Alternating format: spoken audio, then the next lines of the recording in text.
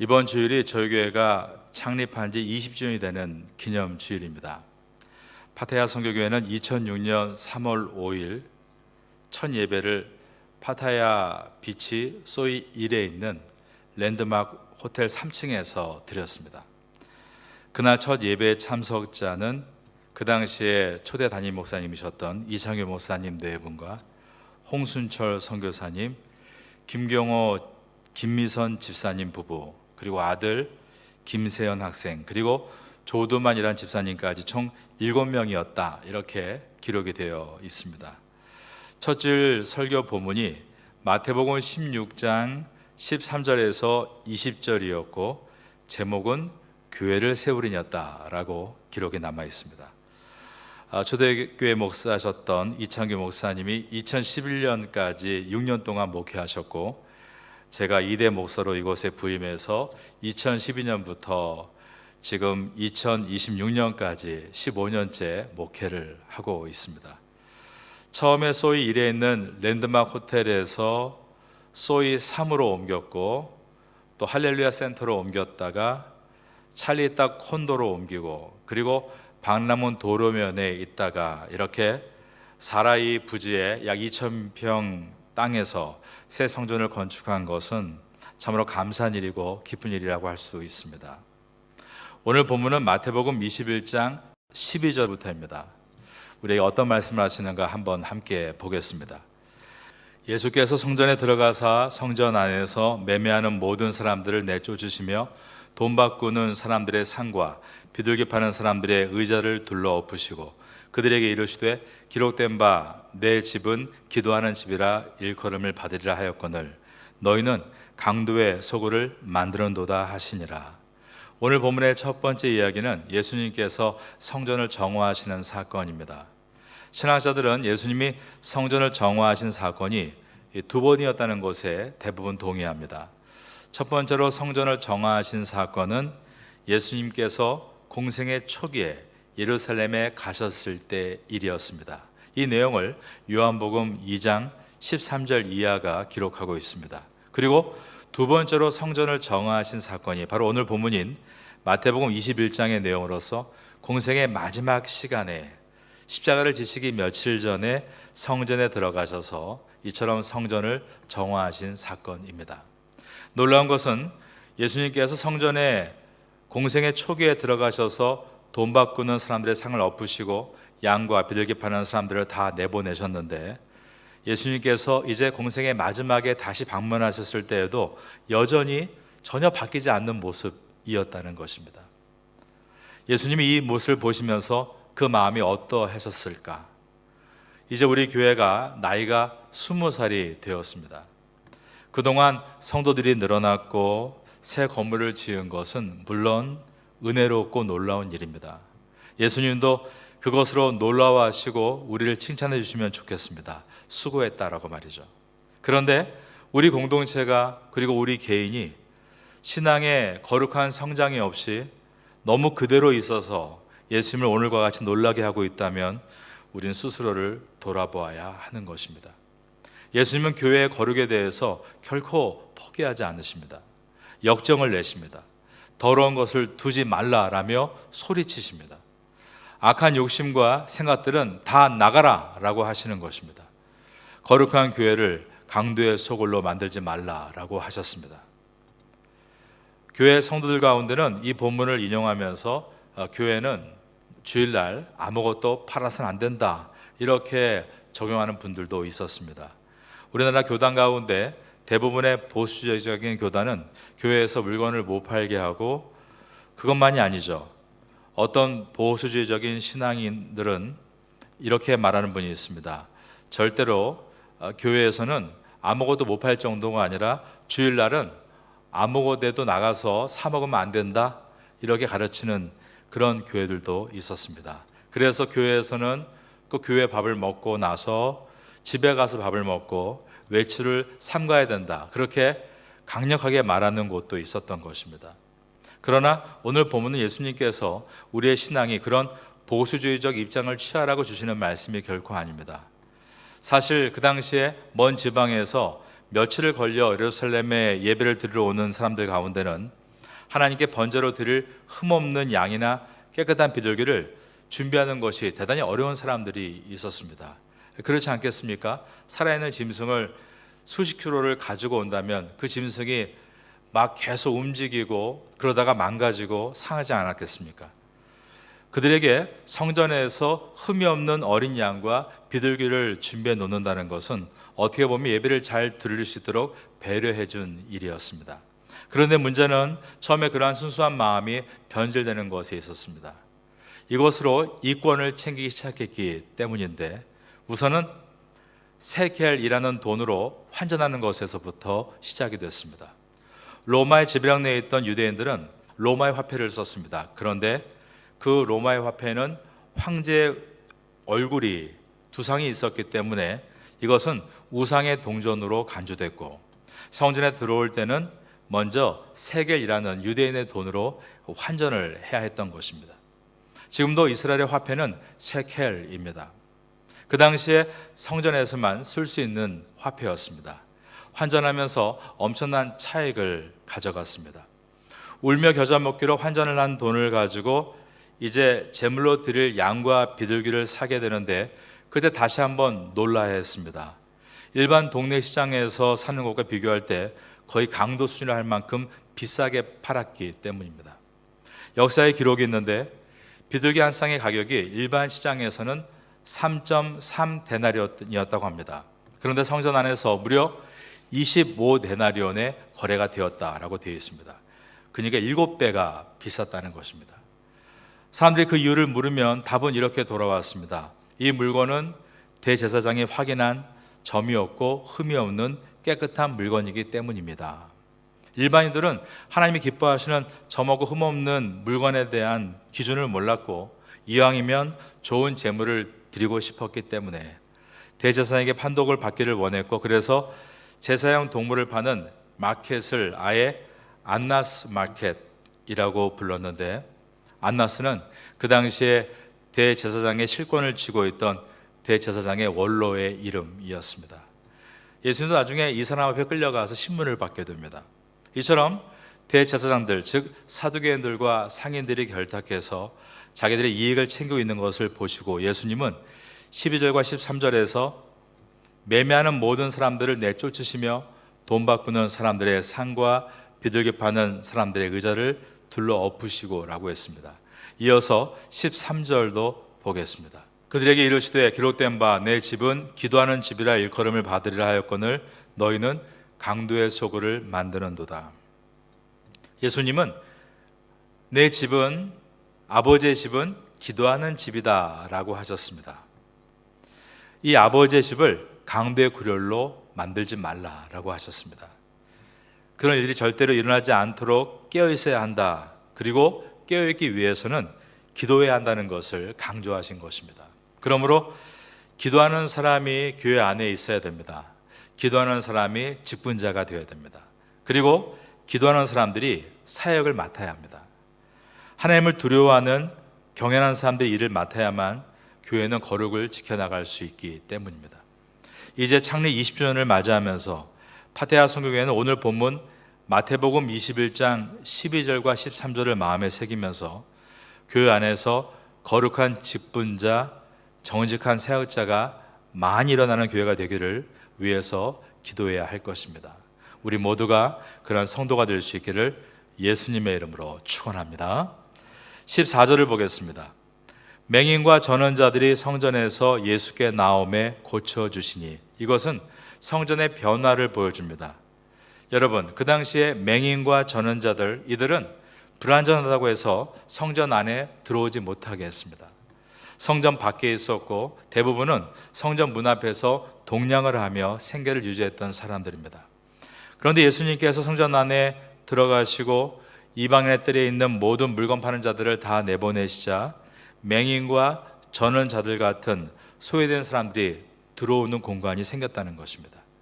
그리고 성전이 깨끗하게 정화되자 그 성전 안에서 치유의 기적이 일어나기를 시작했습니다. 맹인과 전원자들이 성전에서 예수께 나오매 고쳐주시니, 우리 파테아 선교교회의 꿈은 큰 교회가 아니라 치유가 일어나는 교회인 이 길을 꿈꾸고 있습니다. 모든 장애가 다 낫는 것이 주님의 뜻은 아닙니다. 맹인과 저는 사람들이 성전 안에 들어와 있는 것처럼 비장애인과 장애인이 더불어 함께 예배 드리는 것이 하나님의 뜻입니다. 건강한 마음이 약한 마음을 위로해주고 또 건강한 육체가 약한 육체를 일으켜 세우는, 그렇게 서로가 힘을 모아 평균을 이루어가는 교회, 그것이 하나님의 교회, 바로 치유와 회복이 있는 교회인 것입니다. 우리 파테아 선교교회가 이곳 파테아 땅에서 그런 교회가 되기를 바랍니다. 그리고 온전한 하나님의 교회는 어린 아이들의 찬양이 넘치는 교회이다라는 것을 15절과 16절이 보여줍니다. 대제사장들과 서기관들이 예수께서 하시는 이상한 일과 또 성전에서 소리질러 호산나 다윗의 자손이 하는 어린이들을 보고 노하여 예수께서 말하되 그들이 하는 말을 듣느냐. 예수께서 이르시되 그렇다. 어린아이가 젖먹이들의 입에서 나오는 찬미를 온전하게 하셨다함을 너희가 읽어본 일이 없느냐 하시고, 성전이 청결하게 되고 나니 찬양과 경배의 문이 새롭게 열리고 있었던 것입니다. 죄는 찬양을 가로막습니다. 죄가 공동체를 덮고 있으면 결코 찬양이 뻗어나가지 못합니다. 그러나 죄가 사라지면 그때부터 찬양의 기름 부으심이 나타나기 시작합니다. 종교 지도자들은 하나님의 교회가 찬양이 넘치는 곳이 된다는 것을 언제부턴가 잊고 살고 있었습니다. 예식만을 강조했고 자기들의 법을 잘 지키는가 안 지키는가만을 조사하고 있었습니다. 예수님은 그들에게 원래 말씀의 본질을 깨닫게 하십니다. 어린 아기가 젖먹이 입에서 나오는 찬미를 온전하게 하셨나이다. 이것은 시편 8편의 말씀으로 지금 말씀을 인용하시면서 이러한 내용을 너희가 들어본 일이 없느냐라고 물으셨습니다. 종교 지도자들은 이 내용을 들어본 일이 없었습니다. 왜 그랬을까요? 늘 성경을 내가 공부한다, 연구한다 라고 했지만 그들은 자기가 알고 싶은 것, 자기가 원하는 것만 공부를 했다는 것입니다. 우리도 마찬가지입니다. 우리가 하나님 말씀에 대해서 많이 알고 있다, 다 안다, 그것은 교만한 말입니다. 내가 다 안다가 아니라 아직도 하나님 말씀에는 내가 모르는 것이 있고 나는 새 은혜를 사모한다라는 마음으로 말씀을 배우는 일에 열심을 내야 하는 것입니다. 공동체가 구입하는 생명의 책을 같이 신청해서 구입하거나 또 주보에 있는 생명의 산 본문을 따라 매일 읽을 수 있고 또 쓸 수 있으며 묵상할 수 있고 또 교회가 정해놓은 그 성경 구절을 외울 수 있다면 우리는 점점 그분을 배워감으로 그분의 은혜에 즐거워할 수 있게 될 것입니다. 그러면 어느 순간 우리의 삶에 새로운 소망이 일어나게 되고 우리의 소망이 과거에서부터 오지 않고 말씀으로부터 오게 됨을 깨닫게 되게 될 것입니다. 이제 올해의 저희 교회가 표어가 보라 새 것이 되었도다입니다. 새로운 은혜가 창립 20주년을 지나면서 우리 모두에게 시작되기를 예수님의 이름으로 축원합니다. 예수님은 예루살렘의 사역들 개혁과 치유와 회복의 사역을 마치신 다음에 저녁 때는 반드시 베다니에 가셔서 휴식을 취하셨습니다. 17절입니다. 그들을 떠나 성 밖으로 베다니에 가서 거기서 유하시니라. 그런 다음에 일어나시면 다시 일찍 사역을 시작하기 위해 예루살렘으로 다시 들어오셨습니다. 이것은 제자들에게 사역자로서의 근면함과 성실한 자세를 몸소 보여주신 것입니다. 같은 지역이지만 계속 매일매일 새로운 마음으로 올라가시는 것처럼 여러분도 여러분의 같은 교회의 어떤 일이나 사역이라 할지라도 여러분의 직장의 일이 매일 같은 것이라 할지라도 예수님과 같이 그렇게 근면하고 성실한 모습으로 다시 들어가시기를 바랍니다. 그러므로 이제 하나님께서 우리에게 주실 그 은혜가 너무나 큰 것을 경험하시기를 축복합니다. 이어질 마지막 내용은 그러한 사역에 대해서 하시는 말씀으로 무화과 나무의 이야기가 등장합니다. 이것은 사역과 관계된 말씀인 것을 기억하면서 한번 들어가 보겠습니다. 21장 18절부터 봅니다. 이른 아침에 성으로 들어오실 때에 시장하신지라 길가에서 한 무화과 나무를 보시고 그리로 가사 잎사귀 밖에 아무것도 찾지 못하시고 나무에게 이르시되 이제부터 영원토록 내가 열매를 맺지 못하리라 하시니 무화과 나무가 곧 마른지라. 병행모니 마가복음 11장 13절에는 이렇게 나와 있습니다. 아직 무화과 나무가 열매를 맺는 철이 아니었다라고 되어 있습니다. 그러므로 예수님께서 열매를 못 맺는 무화과 나무를 저주하시고 그 나무를 마르게 하셔서 아예 열매를 맺는 능력을 다 가져가신 이유는 이것을 보고 있는 제자들에게 사역자로서 온전한 태도를 갖고 있지 않으면 주신 은사와 능력을 모두 거둬가신다는 것을 가르치시기 위해서였습니다. 이 내용을 사도 요한에게는 반모섬에서 요한계시록 2장을 통해 말씀하셨는데, 거기에 보면 에베소 교회를 향해 내가 에베소 교회에 촛대를 옮기겠다라는 표현을 하신 것입니다. 마태복음 21장 20절과 21절을 보겠습니다. 제자들이 보고 이상히 여겨 이르되 무화과 나무가 어찌하여 곧 말랐나이까. 예수께서 대답하여 이르시되 내가 진실로 너희에게 이르노니 만일 너희가 믿음이 있고 의심하지 아니하면 이 무화과 나무에게 된 이런 일만 할 뿐 아니라 이 산더러 들려 바다에 던지라 하여도 될 것이요. 예수님은 이제 며칠이 지나면 십자가에 달려 죽으시고 그리고 나서 40일 후에는 하늘로 승천하셔야 합니다. 그러므로 주님은 제자들에게 사역자의 태도에 대해서 지금 가르치고 계십니다. 그것은 인생의 어려운 문제들, 유대인들은 이것을 산이라고 표현합니다. 스가랴서 4장에 보면 우리가 알고 있는 말씀이 있죠. 큰 산아 내가 무엇이냐, 내가 수르바벨 앞에서 평지가 될지어다. 거기서의 큰 산은 그 당시 유다 총독이었던 수르바벨 총독이 만났던 큰 문제를 뜻합니다.